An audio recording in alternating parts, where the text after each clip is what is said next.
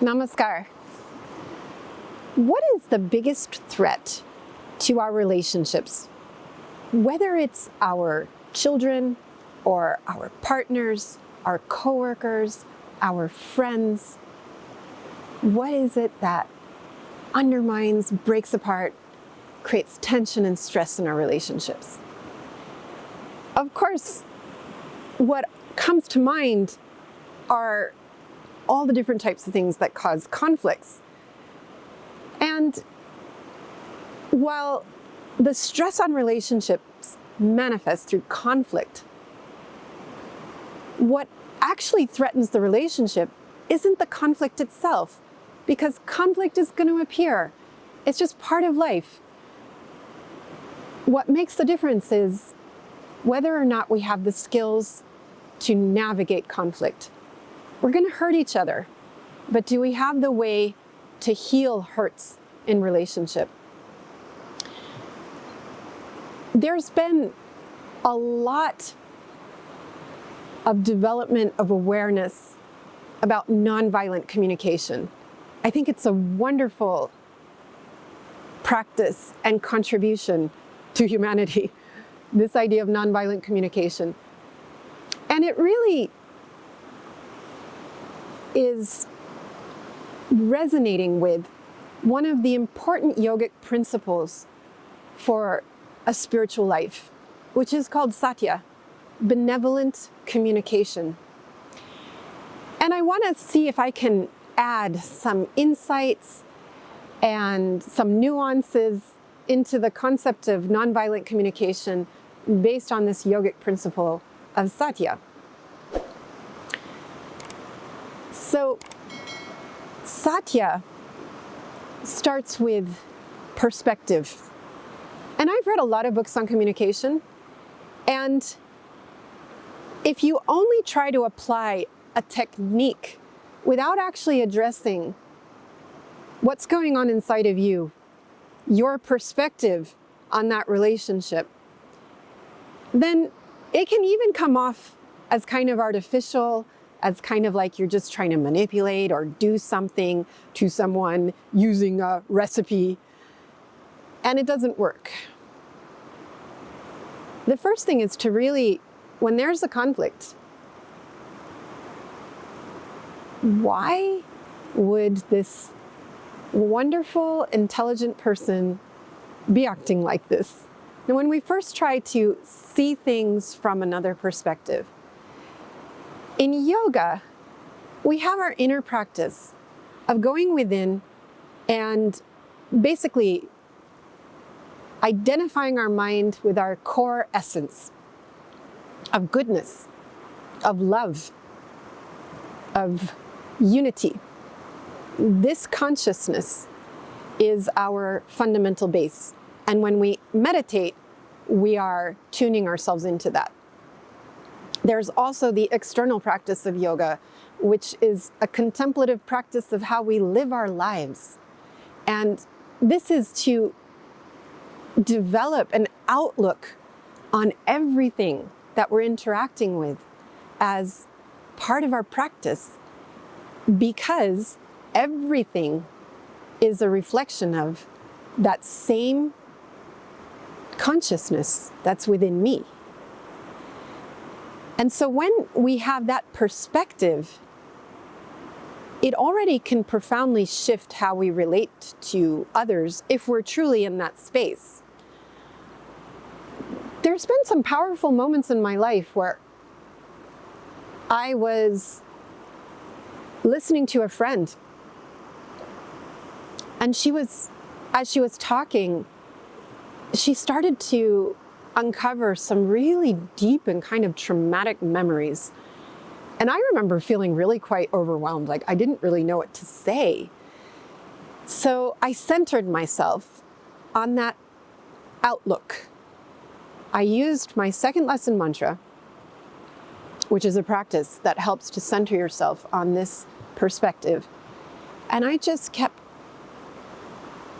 seeing that there is a divinity in her, and asking, just trying to transmit that through my eyes through my listening, just being there, and asking that same force within me to give her whatever she needed, because I actually didn't know what to say. I didn't know what to do.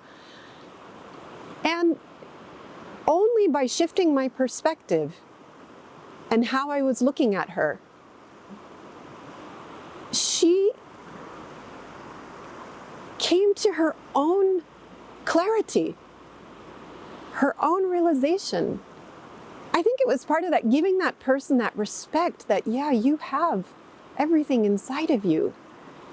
And reflecting back that trust, reflecting back that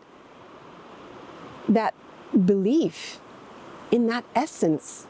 It can be so empowering to someone. You're really giving them their full power. Once when I was also with a group of my staff, and we were discussing how to apply better communication in our work with some of our very difficult teenagers. For those of you who don't know, I work with a home with kids that have gone through neglect or abuse or been abandoned. And so they can have really difficult behaviors. And while we were talking about this kid, at one point I realized, well, let's try something else. And I invited everybody to let's just sing. Let's sing Bhavanam Kevalam for him. He's not here. But let's just sing and just think about his real essence, you know? Not all these behaviors that are aggravating us, that are so challenging, but let's think about inside, behind all of that, there's this beautiful kid. And we sang for him. And I said, don't tell him that we did this. Don't say anything to him. But I'm sure that somehow by generating this positivity, because as we sang, something shifted in us, something lightened up, something opened up in our hearts towards him that had been closed. Because when somebody's being, it's really easy to love people that are being sweet and kind and understanding. Doesn't take any special strength of character. But when you're dealing with somebody who's difficult, who's maybe cursing at you, for example, it can be much more challenging to focus on their goodness, on their essence. And it was amazing because that evening when we went back, his whole attitude was just subtly shifted. And he wasn't, he was just like carrying around this kind of like angry, resentful vibration. And he was instead curious and open. And, he came back with me to Bucharest and we were singing kirtan, and he came and he said, Didi, don't tell anybody, but actually I really like to sing kirtan. Can I sing with you? And he came and he sat down and he sang with us, and he even meditated a little bit. And I just had felt like there had been some breakthrough on the energetic level just because we shifted collectively our perspective on him for a few minutes. So this shifting of perspective can be quite profound. And I think it's essential because, if we're reacting to somebody thinking about what a jerk they are, what an idiot, how can that person be like that? And then we take out our whole toolkit of nonviolent communication, But if that's our attitude towards the person, we can even use these techniques in a way to just kind of feel justified in ourselves and, proving to ourselves that person's wrong, that they're not good. It's not okay. Real nonviolent communication, and in the spirit of it, is always starting with your perspective on them. And your perspective on yourself, I find a tool from nonviolent communication that I've gone to again and again whenever I get kind of overwhelmed, don't have a clarity about why I'm irritated, why I'm angry with somebody, or why I'm hurt and sad or frustrated. And when I go to the lists which you can find easily online. You can just Google it, nonviolent communication, 2 lists that I find very useful. List of feelings and list of needs. So list of feelings, this is another area where people can misutilize nonviolent communication by saying stuff like, I feel that you are such a judgmental person. I feel like this. That's not a feeling. That's your evaluation of the situation already. So when you say that, I feel that you are, it's pretty much the same as the opposite of nonviolent communication, which is where you're just telling somebody, no, you are like this, you. We think like it's enough just to start out by using the phrase, I feel, and therefore it's become nonviolent. It doesn't work like that. If you're still looking at the person just through the lens of your reaction to them, there's no space in curiosity to find out where they're really coming from. You're already locking them into a box. And it's the box of what you've already decided about them, instead of giving them space to clarify. Often people, I think it's more healthy to assume most of the time people don't intend to hurt us. They do so because, well, to be honest, we get selfish. No, we think more about our own needs and we get insensitive to another person. And so, that is one way we can hurt each other. And sometimes it's just completely, we're not aware of someone else's needs or their perspective. But it's safer, or it creates more space to heal or repair a connection with somebody if you don't start out assuming bad faith, but stay in a space of openness, of curiosity. And when you're talking about feelings, look at that list of feelings first, and think which is actually the feeling. Is it sadness? Is it frustration? Is it disappointment? Is it anger? And then I like this idea that these feelings are coming from, when they're good feelings, they're coming because our needs have been satisfied. And when they're uncomfortable feelings, they're because some of our needs are not being met. And it's not easy to think, nobody wants to feel needy. Everybody wants to feel we can be independent and that we don't need anybody, we don't need anything. But the needs are for connection, for understanding, for compassion, for peace, for quiet, for freedom. These types of needs, when they're not met, lead to all kinds of uncomfortable feelings.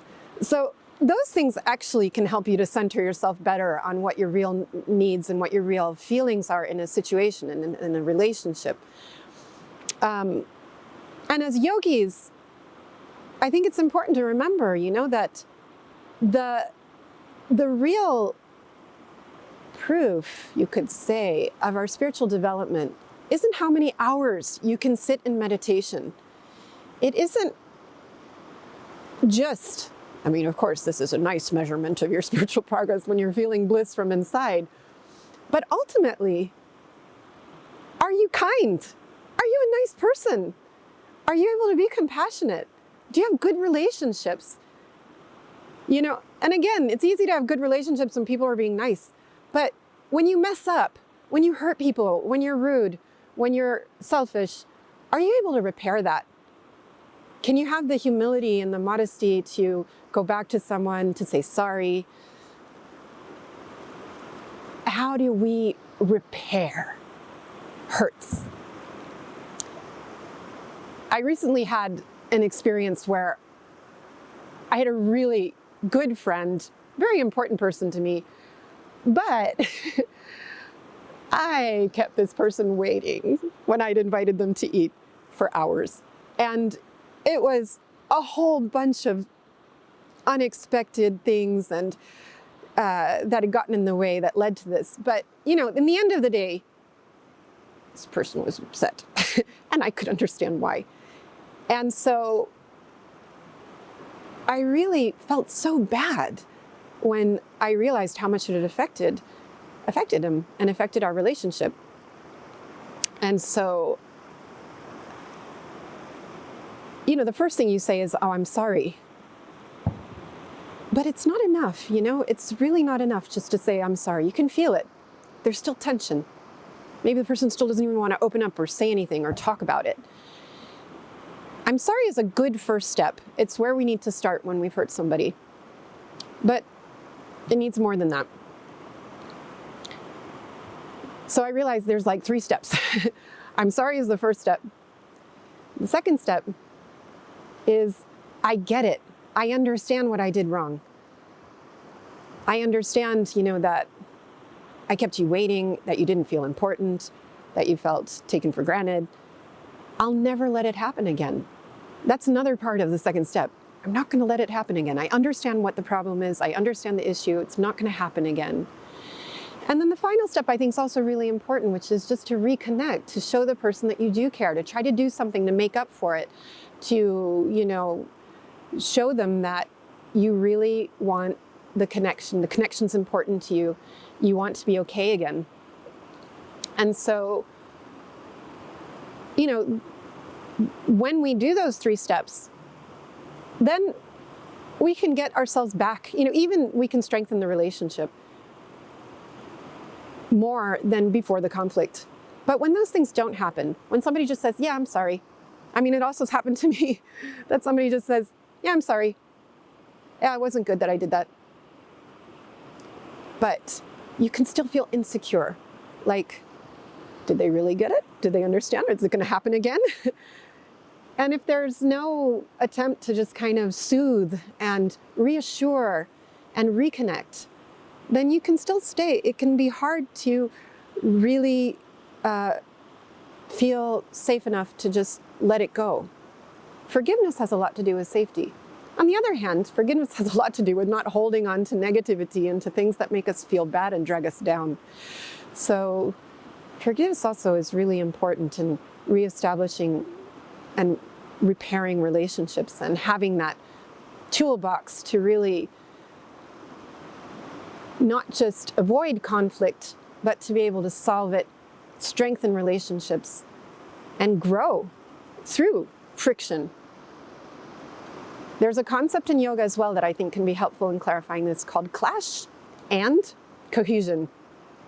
Clash is the process of grinding down, when our minds are encountering obstacles, they get clash. And this kind of powders down our mind stuff. It can make it more subtle. But the important part is also the cohesion. It powders down, breaks apart old patterns, crystallized habits, old ways of doing things, and lets them make a new cohesion, come together again. If we only have friction, and there's no cohesion, there's no coming back together again, then things are on a degenerative track. It's just going to lead to more and more and more breaking apart. But some of that friction, some of that conflict is an opportunity for strengthening, for cohesion, for bringing things together again in a stronger way, in a healthier way, in a more trusting way.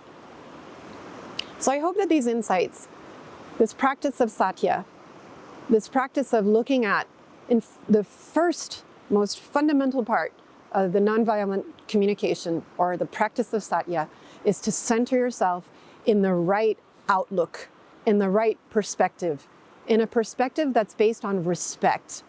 And out of that respect is born the service-mindedness, the attitude of, I'm here to serve everyone. I'm here to nurture everyone. I'm here to help everyone. And so my communication also is designed to help. One other nuance that I can add from Satya is that Satya doesn't always mean that you're just a people pleaser and that you always just say what everybody wants to hear. Part of nonviolent communication, or at least, I actually don't know if it would be part of nonviolent communication, but definitely part of Satya, is the skill to also tell people stuff they don't want to hear, that's uncomfortable for them, but out of benevolence, because you truly desire that that person can grow. And so the art of also being able to point out things in a way that is caring and motivated, not by a desire to put them down or put them in their place or hurt them, but from a desire to help them to grow. And that's not easy, because we risk our relationships when we have to tell somebody something that's hard, something they don't want to hear. But if you're a true friend, then it's important to find the courage to be able to do that. And as yogis, it's also an important part of the path is to be able to have that clarity to serve the world around you. They say, you know, a saint can call a spade, not just going around the bush. Say things like it is, but motivated by that brahmacharya, motivated by that ability to connect to and see the divinity, the potential in everyone. And this has enormous potential to transform your relationships in very positive ways. So I hope this adds a bit to your practice and understanding of Satya or of nonviolent communication, and seeing both of these as tools that enhance each other. Namaskar.